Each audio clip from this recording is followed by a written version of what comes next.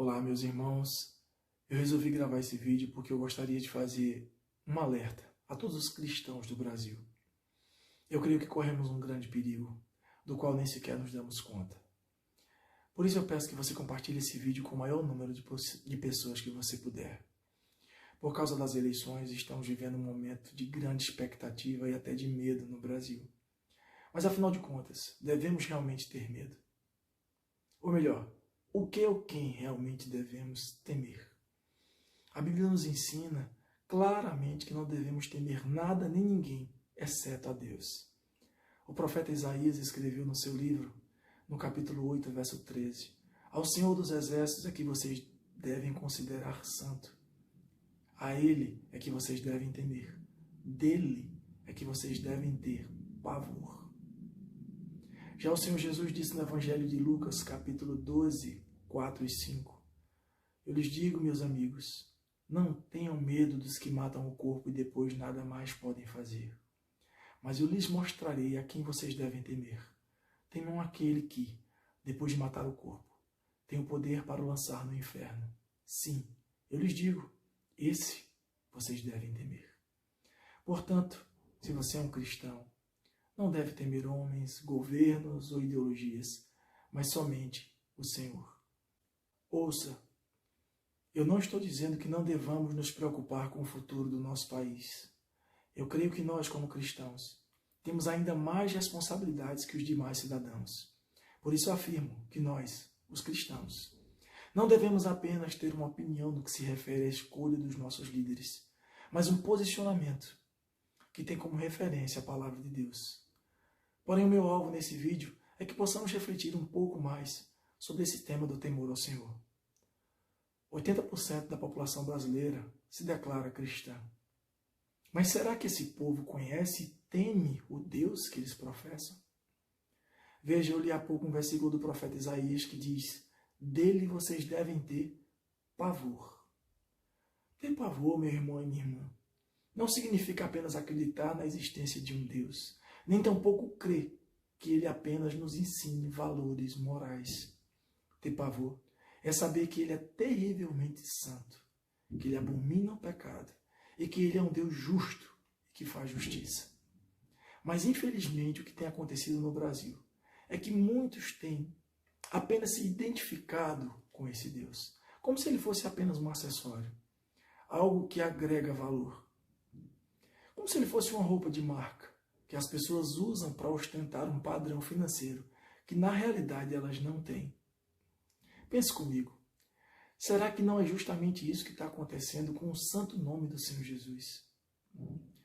Deus tem se tornado para muitos apenas um acessório que agrega valor. Por isso, muitos batem no peito e enchem a boca para dizer: eu sou cristão. Mas onde fica o temor? Cadê a santidade? Cadê a obediência na sujeição à vontade de Cristo? Pare para avaliar a atual situação do Brasil. Você é cristão, se autoavalie. Meu irmão, minha irmã, o nosso país é o país do jeitinho. A corrupção aqui é generalizada. Estamos cheios de vaidade, inveja, lascívia, assassinatos, roubos, adultérios, estupros e muita idolatria, seja ela religiosa, política ou financeira. É pecado, pecado e mais pecado. Muitos dos que defendem o que é certo praticam o que é errado. Na cultura, na música, no teatro, no cinema, nas mídias sociais e nos canais de TV. Quanto mais baixo, sujo e vergonhoso for o conteúdo do material, maior divulgação e audiência esse conteúdo terá. A sociedade está cada vez mais vulgar, com gestos obscenos e danças obscenas. Além disso, agora se tornou comum usar palavrões nas conversas mais corriqueiras e até para fazer elogios. A ostentação, o sexo, as bebidas e as farras são sinônimos de empoderamento e virtude. Eu nem vou falar da corrupção política, pois ela é o puro reflexo da nossa sociedade. Para piorar, muitos púlpitos nas igrejas perderam seu propósito e seu alvo, se entregaram ao mundanismo e viraram balcões de negócio. O céu já não é mais o alvo do povo santo de Deus, mas a terra e as suas delícias. Que Deus tenha misericórdia do Brasil. Mas será que Deus está realmente alheio a tudo isso? Eu gostaria aqui de trazer duas histórias bíblicas. A primeira é sobre o profeta Amós. Ele era do território de Judá no sul, e o Senhor o mandou levar uma palavra de juízo para Israel no norte. Na época, Israel estava vivendo seu melhor momento de paz e prosperidade. Havia muita riqueza e muito luxo em Israel. Aparentemente, nada de ruim poderia acontecer a Israel. Mas Deus mandou Amós levar uma palavra de juízo para eles. E Deus deu os motivos desse juízo. O principal deles é que eles não tinham mais o Senhor como seu único Deus. Havia idolatria. Além disso, havia muita injustiça, tanto social quanto injustiça nos tribunais. Israel estava cheia de adultérios, incestos, farras e muita corrupção. Os ricos massacravam os pobres e viviam em grande ostentação. Vocês conhecem algum país que esteja vivendo assim? E mesmo vivendo assim, Israel ostentava que era o povo escolhido de Deus. E como resultado, Deus lhes enviou a Assíria, o pior e mais cruel exército da época, para julgá-los. A segunda história que eu queria contar é bem conhecida, a do profeta Jonas, aquele que passou 3 dias na barriga do peixe. Todo mundo conhece. Pois bem, Deus o enviou até a cidade de Nínive com outra palavra de juízo. Só que o povo de Nínive não conhecia o Senhor. Mesmo assim, ao ouvirem a palavra de juízo do Senhor declarada pelo profeta, toda a cidade de Nínive, e inclusive o rei, se arrependeram dos seus muitos pecados. E como resultado, Deus os perdoou. Agora, pasmem, Israel, o povo de Deus, não se arrependeu dos seus pecados. E sabe quem o Senhor usou para julgá-los? Justamente o povo de Nínive. Nínive era a capital da Assíria. Então, será que apenas se identificar como um cristão e não viver isso genuinamente significa alguma coisa para Deus? Israel se identificava como o povo de Deus. E vejam o que aconteceu. Às vezes eu penso que a filosofia da identidade de gênero corrompeu até os arraiais cristãos. Se identificar um cristão e não viver Cristo é o mesmo que uma vaca se identificar com uma samambaia. E é por isso que estamos em grande perigo. No primeiro capítulo da carta de Paulo aos Romanos, a partir do verso 18 até o verso 32, o apóstolo Paulo escreve uma lista de pecados que aborrecem o Senhor. Em seguida, ele explica como Deus pratica os seus juízos no mundo. Eu não vou ler o texto aqui, mas eu peço que você leia aí na sua casa com calma. Romanos 1, 18 a 32. Quando você ler, você verá que por 3 vezes no texto o apóstolo Paulo vai afirmar no verso 24, no verso 26 e no verso 28 que Deus os entregou. A quê? Aos seus pecados. Veja como Deus julga a humanidade, entregando o homem ao seu próprio pecado. Eu vou dar um exemplo mais prático para que você possa entender o que estou dizendo. Para julgar um adúltero, Deus diz: você quer adulterar? Pois bem, adultere.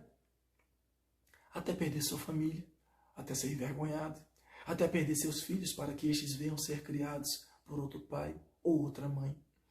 Até você perder o seu valor e o seu respeito diante dos seus familiares e da sociedade. Você entende agora? As consequências são amargas demais e, pior, duradouras, comparadas aos momentos de prazer, os quais são totalmente passageiros. É assim que Deus julga os pecadores durante os seus dias de vida na terra, segundo as Escrituras. Agora pense comigo. Qual o maior problema e pecado do Brasil? A corrupção generalizada. Você lembra que ele julga entregando o povo aos seus pecados? Pois bem, pense comigo. Como julgar um povo corrupto? Entregando esse povo à corrupção.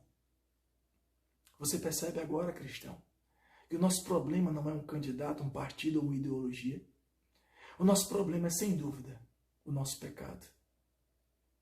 e, como consequência dele, a justiça de Deus, usando o nosso próprio pecado. Em 1 Pedro 4, verso 17, está escrito: pois chegou a hora de começar o julgamento pela casa de Deus.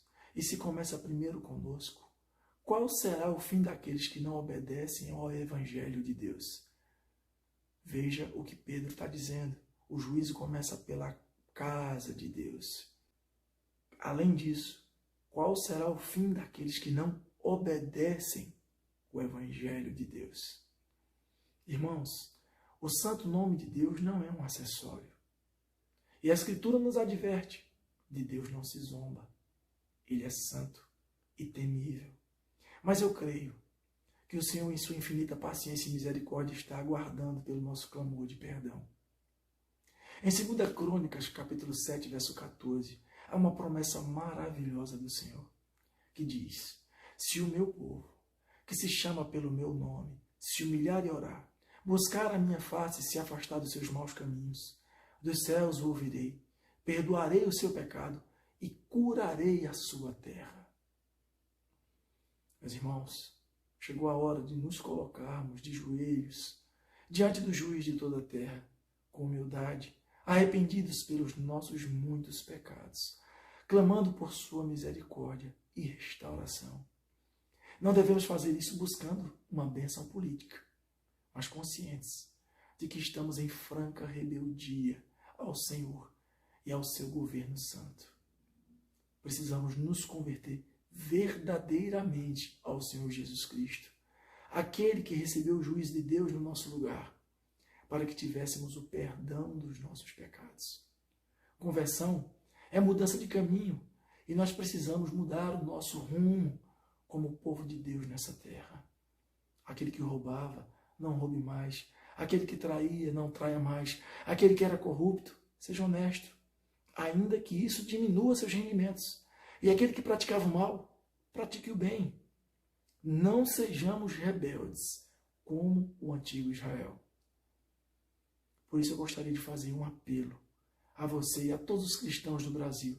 Vamos nos unir em jejum e oração pelo Brasil, clamando por perdão e avivamento nessa terra. Vamos nos humilhar diante do santo e justo juiz de toda a terra, clamando pelo Brasil. Que o Senhor derrame de seu Santo Espírito e transforme verdadeiramente essa nação numa nação cristã. E que seu povo seja sal e luz para as nações. Compartilhe esse vídeo com o máximo de pessoas que você puder, convidando-as a se unirem a nós nesse propósito. Que Deus, em sua grande misericórdia, perdoe e restaure o nosso país. Fica na paz de Cristo.